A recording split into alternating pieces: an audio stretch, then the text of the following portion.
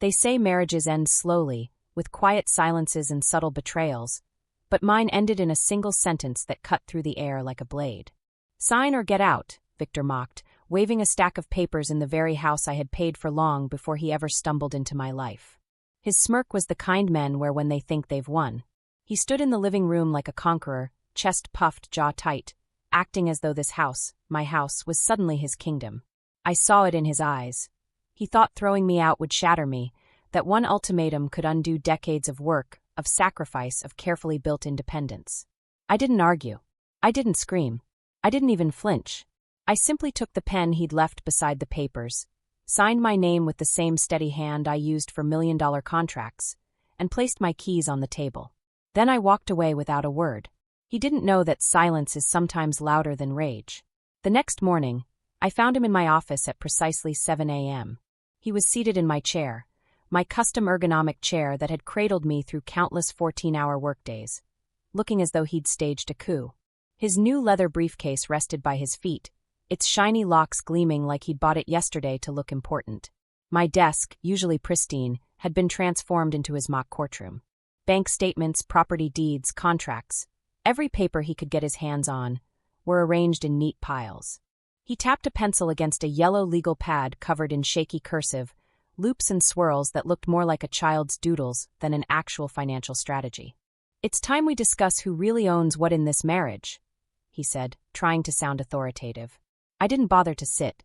I studied him from the doorway instead, memorizing the details. The charcoal suit I had bought him for a job interview he'd never attended, the expensive pomade from my bathroom he had slicked through his hair, the posture he must have rehearsed in the mirror. He looked like an actor in a play he didn't understand. The irony was bitter. That chair he sat in had been mine since the early days of Hilda Grant Consulting, a company I had built from nothing into a 7-figure enterprise. Every certificate on the wall, every award on the shelf, had been earned through sleepless nights and relentless focus. And now, Victor had moved them aside to make space for his pitiful calculations.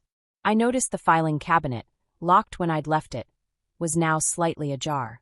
"You went through my cabinet," I said, not as a question but as a fact. He didn't flinch. "Our cabinet," he corrected smugly. "Marriage is a partnership. 50-50. That's what my attorney says." My attorney. His attorney. The difference hung between us like a guillotine. For a moment, I almost laughed. This was the same man who, just last month, had called lawyers parasites. Now, suddenly legal advice was gospel because it suited his greed. I stepped closer, scanning the documents he had spread across the desk. Mortgage statements, every payment made long before Victor and I had even met. Property taxes, all in my name. And the deed, dated 2 years before our first date, purchased with my grandmother's inheritance. She had worked 3 jobs her entire life, saved every penny, and entrusted it to me. Now Victor wanted to erase her sacrifice with a stroke of a pen. "You've contributed nothing," I told him quietly, running my fingers along the edge of the deed. "This house was mine before you, Victor. My inheritance, my payments, my work." He shifted uncomfortably, but then forced a confident smile. "I've supported you. I've maintained our home." Maintained. The word nearly made me laugh. Contractors had fixed the roof leak he never noticed. I had paid landscapers to tend the gardens he never touched. A cleaning service came twice a week while he spent afternoons at long lunches with partners whose businesses never existed. His sacrifices? They were smoke. Dreams of companies that never launched, apps that never got built, investments he never had the license to make. But I didn't argue. Not yet. Instead, I let him keep speaking, cataloging every delusion, every claim he would later regret. "You can't just take everything," he snapped suddenly, his composure cracking. He slammed a stack of bank statements down onto the desk. "Look, these transfers prove you used our joint account for expenses. That ties the property to me. I deserve something for these years." For years. That was all we had been married. For years of him draining my resources, for years of empty promises, for years of a life built on my shoulders while he posed as a visionary. I picked up the deed, holding it to the light. "What exactly do you think you deserve, Victor? The house my grandmother's sacrifice bought? The business I built from the ground up while you played entrepreneur on my dime? Or maybe you want the jewelry, the cabin, the art? Do you even hear yourself?" His face reddened. He grabbed his briefcase and fumbled with the lock like a child caught stealing. "This isn't over. My attorney will handle everything." I remembered the name on the business card he'd left carelessly on the desk. Garrett and Associates. A bargain basement divorce attorney with a reputation for losing cases. I knew more about Garrett than Victor realized. Research wasn't just my habit, it was my profession. Victor thought he was staging a takeover.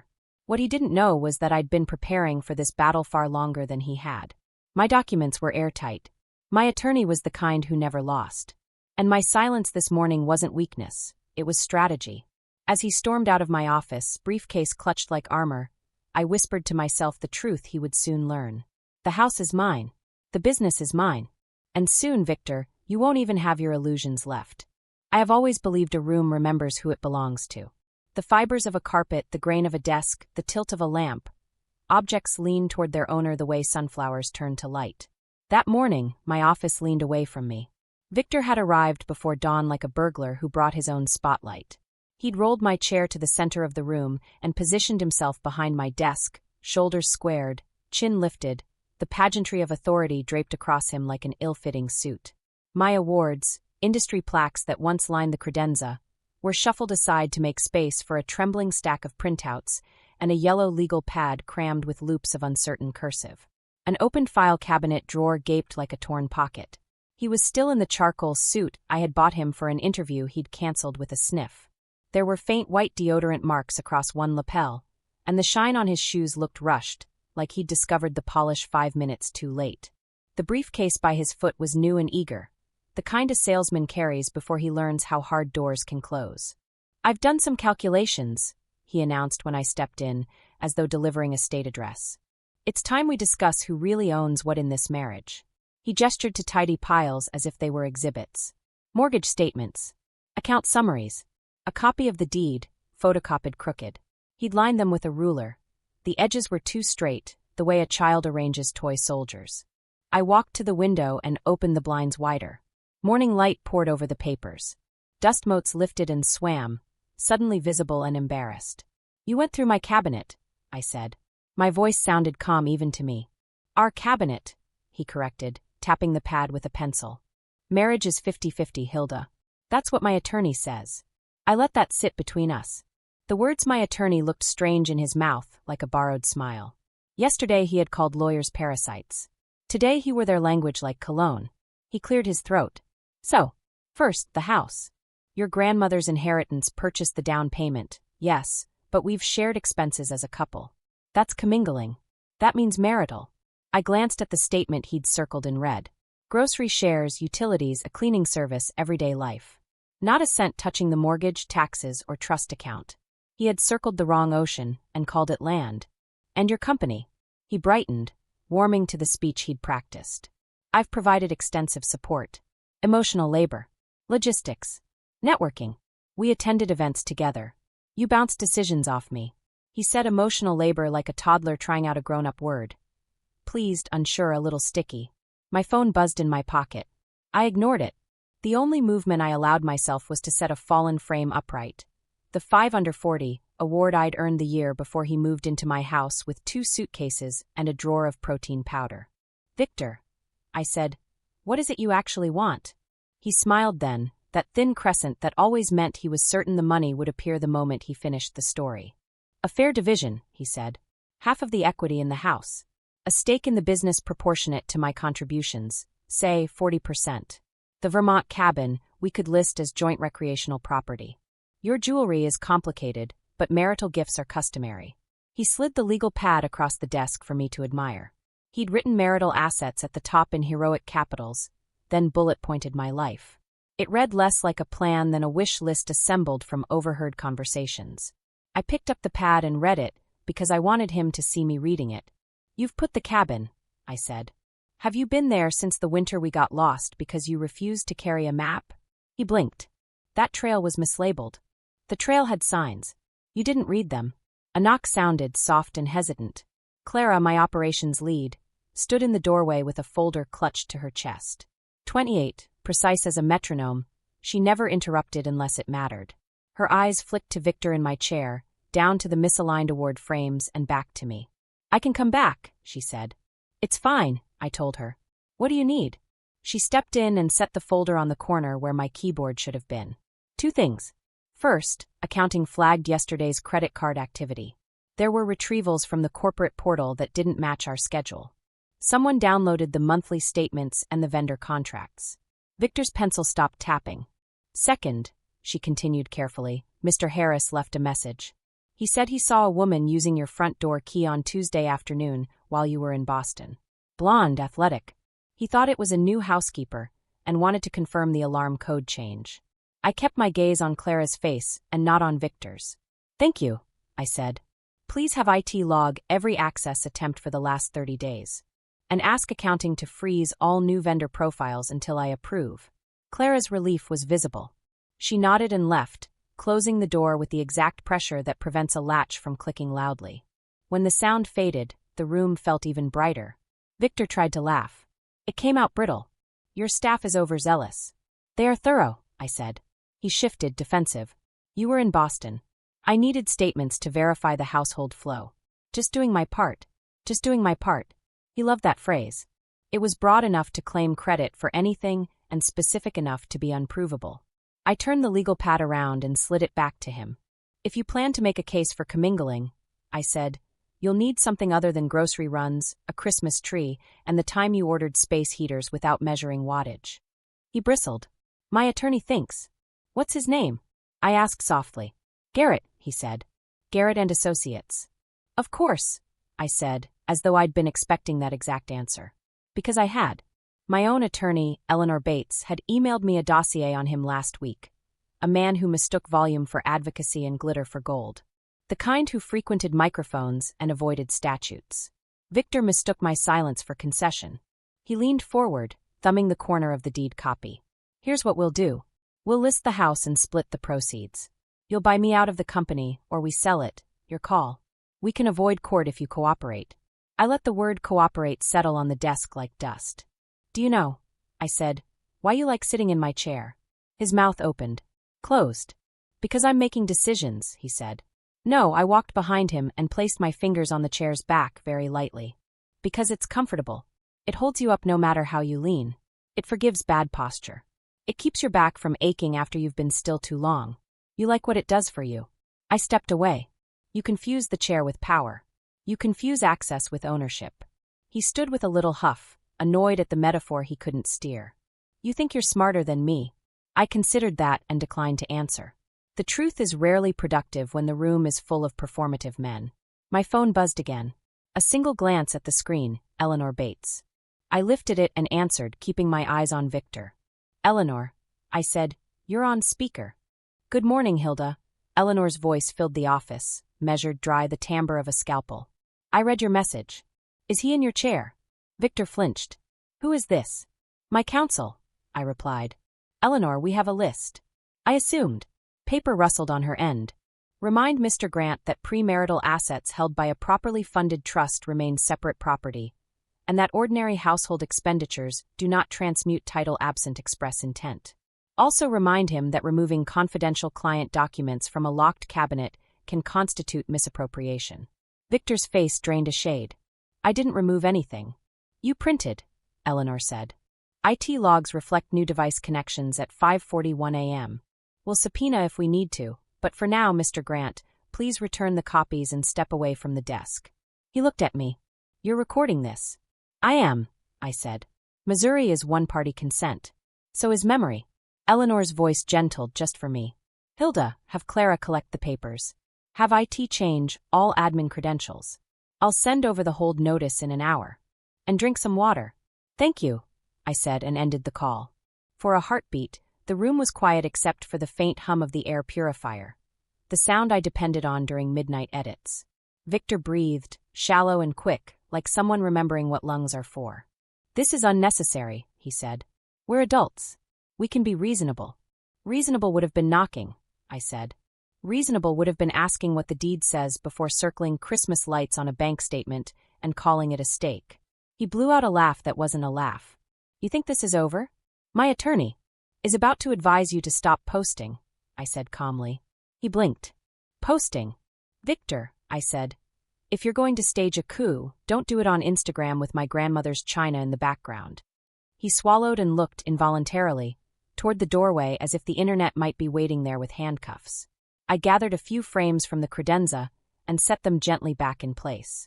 My thumb brushed the glass of a photo of my grandmother at 19, the day she left her village for the city with a suitcase and a promise to herself. She stared out as if she could see the future and had decided to build it brick by brick. "You should go," I told Victor. "We both have work." His eyes flickered over the desk, my desk, as though it might protest. "I'll be back tonight," he said, recovering a little bravado. "We'll have dinner. We'll settle this. I'll bring papers you can actually sign." "Bring whatever you like," I said. "Just ring the bell first." He left with the briefcase, his steps too loud on the hardwood, like a drummer who doesn't know the song. I stood for a long moment in the center of the office, letting the room tilt back toward me. The blinds breathed. The carpet remembered my weight. The desk, poor thing, looked relieved. Clara reappeared with a locked cart and a quiet efficiency I've learned to trust. We inventoried every sheet Victor had touched and scanned the cabinet for gaps. IT pinged with a list of device IDs and timestamps. I initialed, dated, sealed. When the door finally clicked shut behind everyone, I sat in my chair, the chair that forgives posture and remembers spines, and opened my notebook. There is a moment in every negotiation when you decide whether to push or to wait. Pushing satisfies ego. Waiting harvests mistakes. I drew a single square on the first page and wrote inside it. Let him talk. Let him touch. Let him post. Beneath it, smaller. Every page he handles becomes evidence. Every word he rehearses becomes motive. At 11, Mr. Harris called. His voice carries a permanent windswept quality, the product of 70 years spent outdoors minding other people's roofs and fences.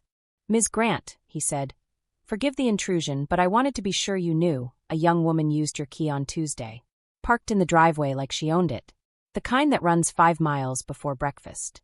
I figured it weren't my business, but I saw your porch camera blink." "Thank you, Mr. Harris," I said. "Your business is keeping watch. You do it well." "I don't like men who borrow what isn't theirs," he said simply. "Holler if you need me to witness anything." When I hung up, I stared at the ceiling and counted backward from 10.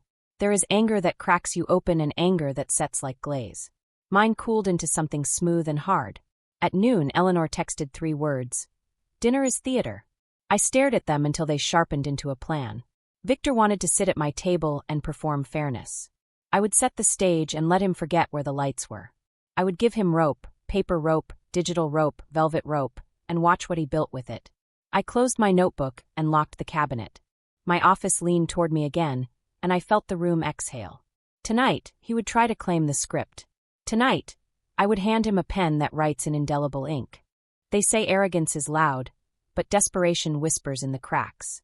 By the 3rd day, Victor's performance had already begun to crumble. The man who sat in my chair like a king was slowly revealing himself as nothing more than a child balancing paper crowns. I didn't need to chase his secrets. They arrived at my desk in neat manila folders, handed to me by people who actually understood the meaning of loyalty. Clara was the first. She knocked gently on the doorframe, her expression caught somewhere between worry and disgust. "There are some anomalies," she said, setting a folder on my desk. Inside were corporate card statements, transactions that didn't belong. Jewelry boutiques I had never stepped into. Hotel receipts for weekends I'd spent at conferences. A personal trainer subscription with a retainer fee paid in advance. Yet Victor hadn't broken a sweat in months, except posing in front of mirrors. I traced one charge with my finger. The date matched the night he'd brought me flowers and claimed he wanted to celebrate my latest contract. He'd smiled across candlelight, pretending to toast my success. Meanwhile, his toast was paid for with my company's credit card, his glass already raised to someone else. Should I flag these with accounting? Clara asked carefully. "No," I said. "Not yet. Keep documenting." Quietly. She nodded, relief softening her shoulders. She understood. That afternoon, Mr. Harris called again. His voice carried that same weathered steadiness I'd come to rely on. "Saw her again," he said. "The blonde. Used your key this time. Came out with a box under her arm. Looked like books. Heavy ones." She stumbled. "My father's books. The first editions I'd packed into labeled boxes and tucked into storage years ago. Hemingway, Steinbeck, Angelou. Every volume marked with the small initials he had penciled on the inside covers, his way of whispering I was here. I thanked Harris, hung up, and sat in silence. Victor wasn't just parading his betrayal in my house. He was dismantling the life my family had built long before him. Piece by piece.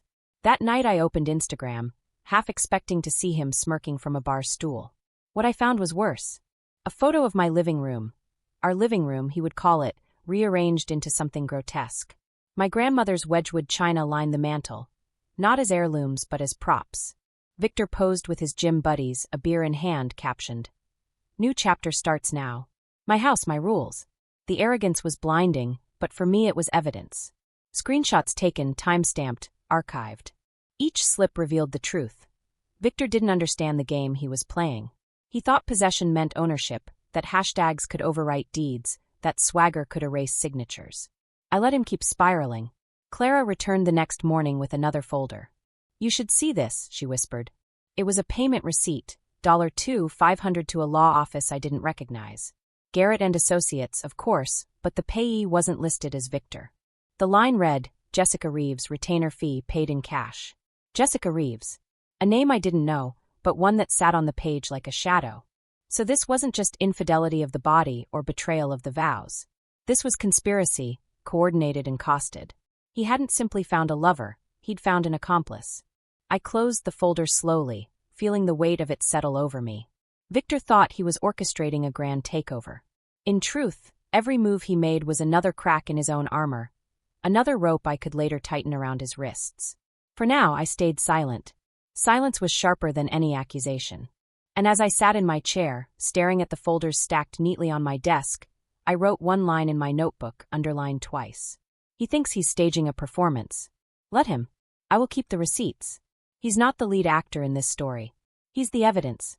There are two kinds of preparation in war.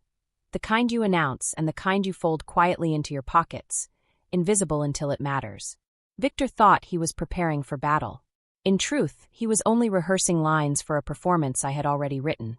Eleanor sat across from me in her corner office, the city glowing behind her windows like a chessboard at dusk. Files lay in careful stacks between us. My life, distilled into contracts, deeds, tax statements, and trusts, each one a fortress brick. She adjusted her glasses and tapped the deed. "This house," she said, "was titled into your trust years before you met him. Every mortgage payment has come from your business account. Not a single cent from marital funds. Legally speaking, it's untouchable." "And the company?" I asked, though I already knew the answer. Her lips curved.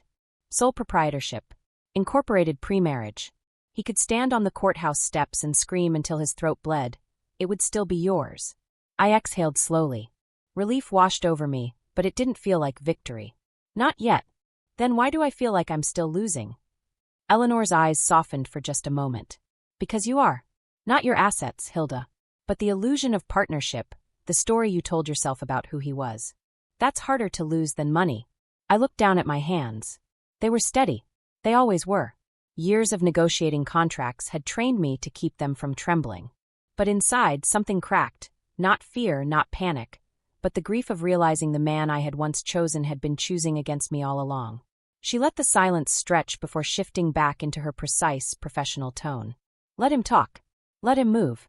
Men like Victor always overplay when they believe they're winning. Their ego becomes evidence. Our job is to collect it." The word evidence steadied me more than comfort ever could. Back at the office, Clara appeared in my doorway like a shadow carrying truth. She laid another folder on my desk. "I thought you should see this." Inside were more credit card statements. Victor's name, my company's money. A retainer fee to Garrett and Associates. Dated 3 weeks ago, the same day Victor had taken me out to dinner, smiling across candlelight. Another consultation with a property assessor. A third with someone who specialized in valuing privately held companies. "He's trying to appraise your business," Clara whispered. I nodded. "Let him." She looked at me with something close to awe, then slipped out, leaving me alone with the folder. That evening, Mr. Harris called again. "Your husband's girl," he said, his voice gruff. "She came by yesterday with her own key. Walked in like she owned the place. Left hours later, carrying one of your jewelry boxes. Didn't even bother to hide it." I thanked him, hung up, and sat in the dark for a long while. My grandmother's pearls, my father's books, my home. All bleeding out through the cracks Victor had carved. And yet, each theft was another stone in the wall I was building against him. At 6:15 p.m., my phone buzzed. Victor's name lit the screen, accompanied by the smiling photo from our wedding day. I let it ring twice before answering. "Sweetheart," he began, voice smooth, too smooth. "I've been planning something special. Dinner tonight. Just us. We need to talk about our future." Future. The word dripped rehearsed sincerity, like a salesman delivering a pitch he'd practiced in the bathroom mirror. I could almost see him, standing there with his comb and his false posture, trying out tones until one sounded like authority. "What time?" I asked, keeping my voice steady. 7, he said quickly. "Don't be late. I've set the table." Victor had never set a table in his life. "Should I bring wine?" I asked. "No," he replied. "I've got everything handled. Another first. Another tell." When he hung up, I stared at the darkened screen, my reflection staring back. I knew what this was. The ultimatum dressed as romance, the trap disguised as dinner. He would slide papers across the table, demand signatures, perhaps even raise his voice if I hesitated. And he would believe he was in control because he had practiced it so many times he could no longer tell rehearsal from reality. I opened my notebook and wrote in clean, deliberate strokes. "He thinks he will corner me tonight, but I will be the one setting the stage." I underlined it twice, closed the notebook, and slipped it into my purse. The stage was ready. Let him play his part. There is a silence that tastes like theater. The hush before curtains rise, the pause before the first line. That was the silence I walked into at 7 p.m., stepping across my own threshold with my phone recording quietly in my jacket pocket. The house smelled wrong. Not like my usual rosemary chicken or Clara's takeout pad thai, but soy sauce and something synthetic. Victor had ordered Chinese food, but not from our trusted place. No, this was from the cheap restaurant by the highway, the one we had sworn off years ago after finding a hair in the rice. He had set the dining room table, as if auditioning for a life he had never lived. My grandmother's Wedgwood china glowed beneath the dimmed chandelier. Candles flickered where we had never lit candles before, and bottles of supermarket wine sat uncorked as if they belonged. And there he was, Victor in a navy suit, another one bought with my credit card during a failed job search, standing at the head of the table with a manila folder tucked under his arm. His smile stretched too wide, like paint cracking on plaster. "Sit," he said, gesturing toward my usual chair. He remained standing, blocking the door with calculated placement. I obeyed, not because he commanded, but because Eleanor had told me to. Let him feel the stage is his. He'll give you more lines than you could ever write yourself. Victor cleared his throat. His speech had the cadence of a bad TED Talk. "Hilda, we've grown apart. Our life paths have diverged in ways neither of us anticipated. I've been doing a lot of soul searching. Therapy. Working on myself. Therapy." Victor hadn't seen a therapist in his life, unless YouTube motivational videos counted. "You've been consumed by work," he continued, voice rising in false sincerity. "I've been left to manage everything else alone, the emotional labor, the sacrifices, the household." I lifted my glass, letting him ramble. He thought his words pierced me, but every syllable only deepened his grave. Finally, with a flourish, he slid the folder across the table, nudging aside the sweet and sour sauce. "I've had papers drawn up. I believe these terms are fair." I opened the folder. The document was a parody of legality, downloaded from a template site filled with creative interpretations of property law. He demanded the house, citing marital contributions. He claimed alimony for his career sacrifices. He even listed my business as a shared asset, insisting he'd been an unofficial consultant. I flipped another page. My grandmother's jewelry, rebranded as marital gifts. The Vermont cabin, called joint recreational property. Even my car, purchased 6 months before our wedding, somehow categorized as communal. Victor moved closer, standing over me now. "This is what's fair, Hilda. What we built together should be divided equally." I set the papers down, my expression neutral, though inside I catalogued every absurd claim. Each lie, each falsehood, would become evidence. "You want half of Hilda Grant Consulting?" I asked, not as a question, but as confirmation of his delusion. "I've been your sounding board," he insisted. "I've sacrificed my own ventures to support yours." His ventures, ghost companies, unpaid subscriptions, hollow logos on letterhead that never saw clients. "You want my grandmother's pearls?" I asked next. "They were gifts," he said quickly. "They were heirlooms," I corrected. I picked up the pen he had placed carefully beside the folder. A blue Bic, cheap, unworthy of the signatures it hoped to collect. His entire body leaned toward me in anticipation, victory glowing on his face. His phone was already in his hand, no doubt ready to text his brother or his gym friends that he had won. "No," I said softly, setting the pen back down. His face flushed crimson. "What do you mean, no? You have to sign them. This is what's happening." I stood slowly, matching his height in my heels. "Your decision about my house, my business, my inheritance?" "Our house," he snapped. "Our business. For years of marriage makes everything ours. That's not how property law works, Victor." He slammed his palm on the table, rattling the china. "Don't lecture me about law. My attorney says."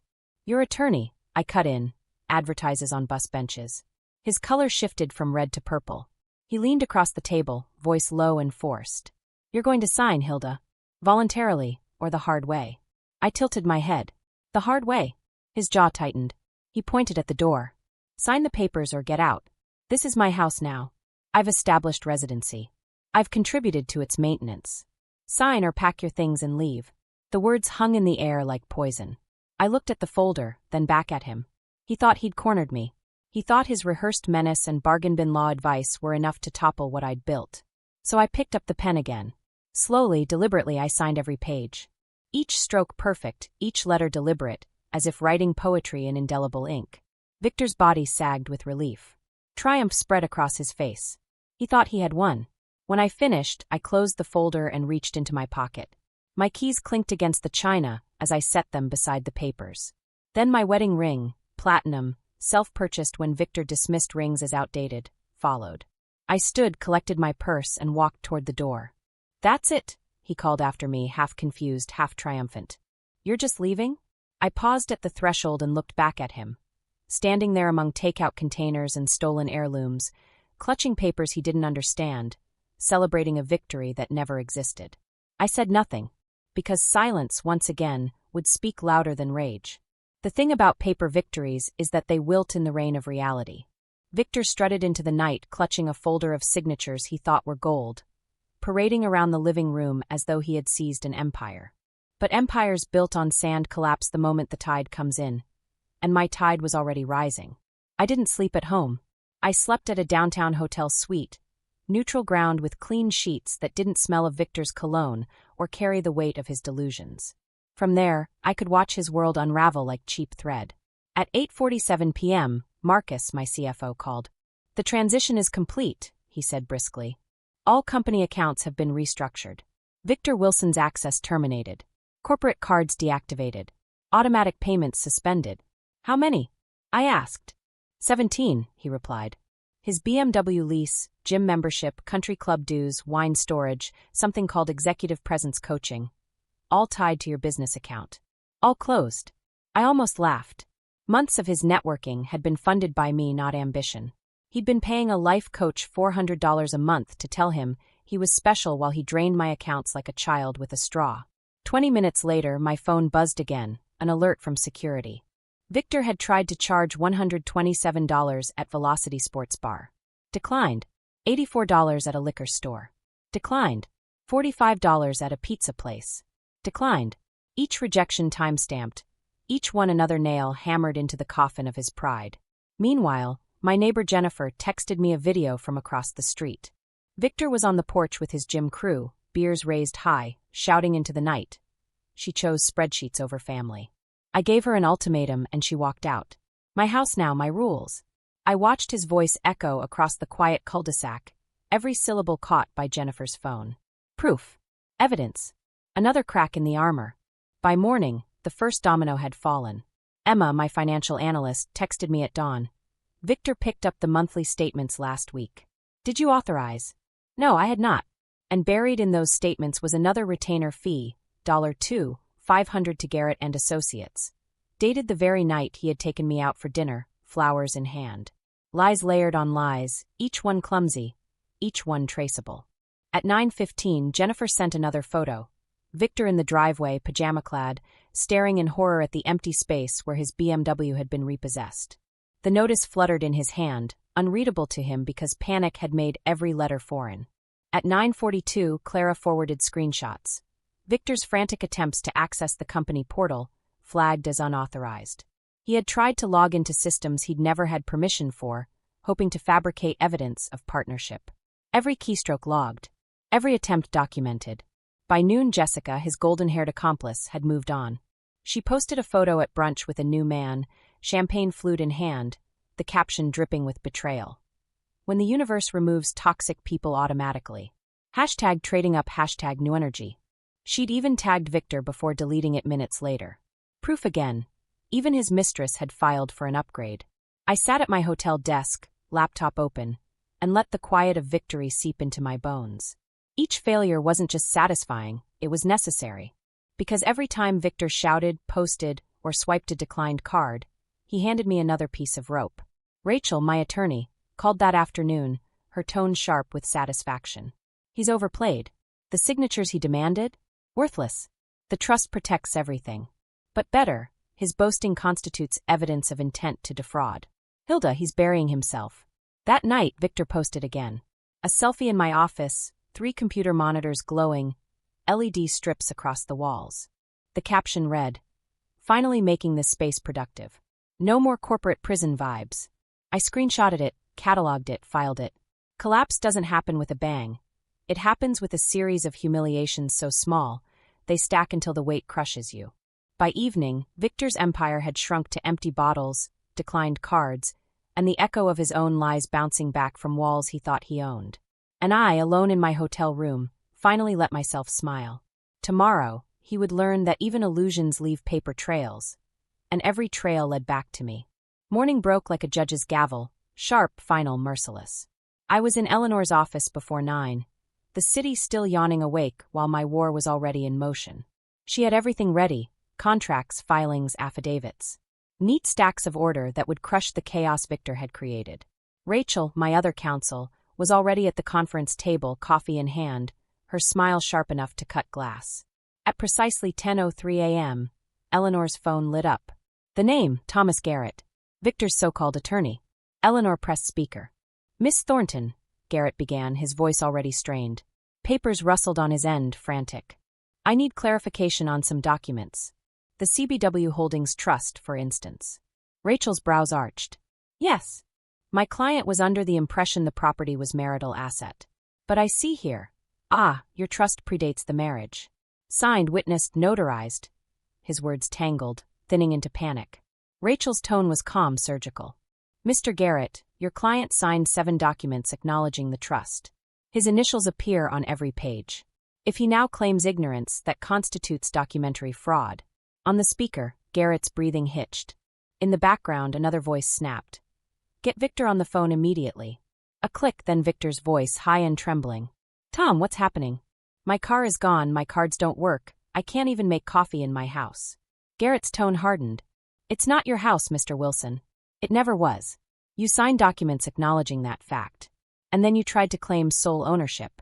That's fraud." I sat back, silent, listening, watching my husband's world shrink word by word. But she signed." Victor stammered. "Last night, she signed everything." Eleanor leaned forward and unmuted our line. "She signed your papers, Mr. Wilson. Papers you fabricated, which now serve as evidence of your intent to steal property you knew you didn't own. Thank you for that." The silence was heavy enough to choke him.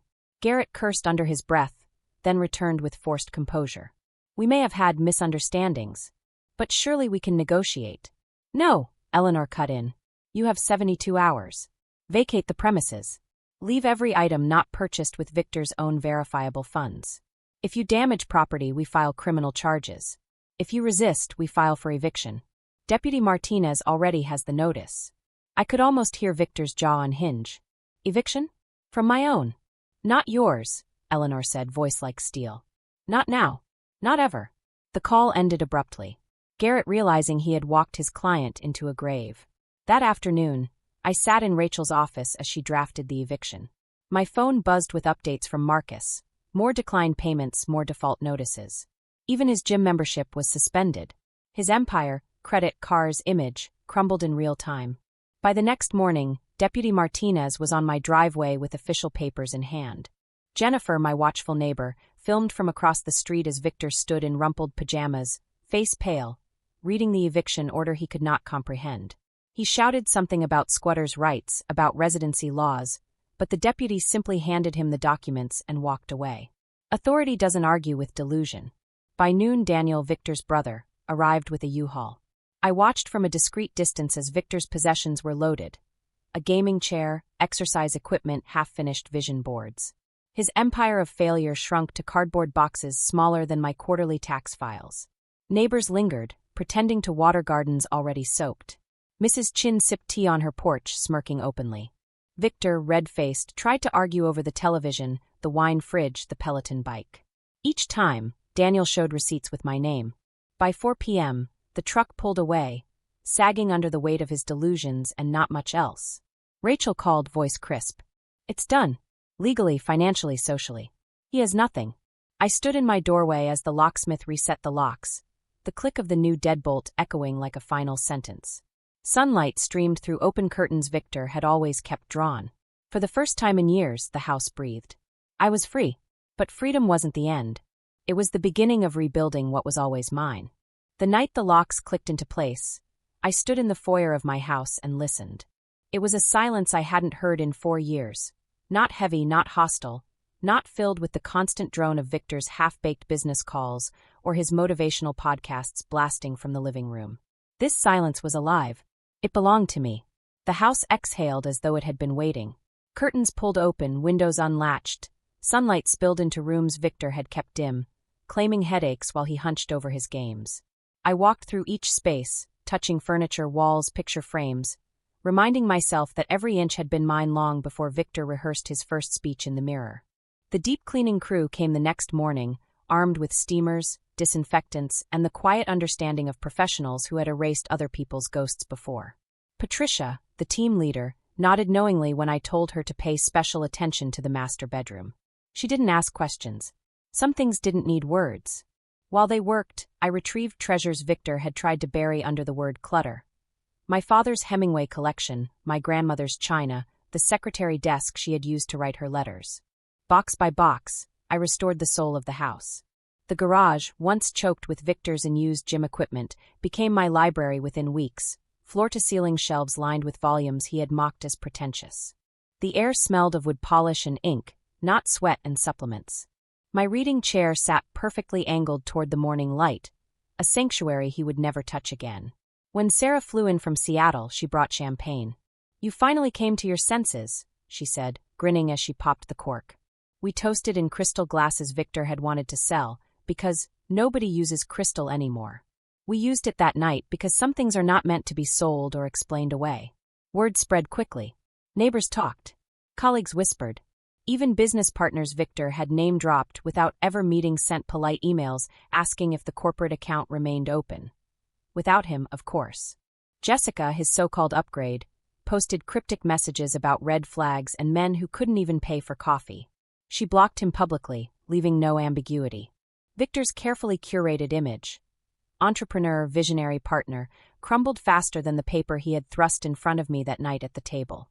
His name became a cautionary whisper in golf clubs and gyms. Even LinkedIn betrayed him. His profile disappeared after screenshots of his fresh start posts circulated with laughing emojis in private groups. 6 months later, I hosted my first dinner party in the reclaimed house. Eleanor and Rachel came with their partners. Clara brought a lasagna Victor would have rolled his eyes at because carbs weighed him down.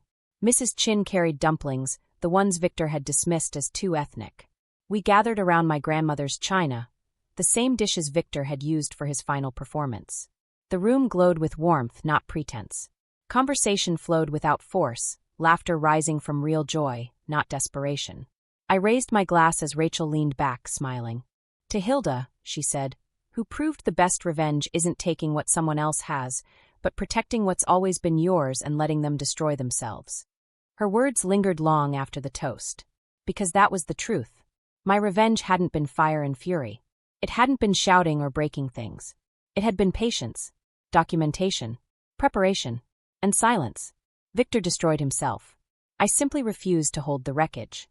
As I walked my guests out under the soft September sky, I turned back to the house. My house. Every room glowed with light, every corner breathed with freedom. I had lost a husband, yes. But in truth, what I lost was a shadow. A man who had mistaken ambition for entitlement, love for leverage, marriage for a business plan. What I gained was far greater. Clarity, peace, and the unshakable knowledge that no one could ever steal what I had built with my own 2 hands.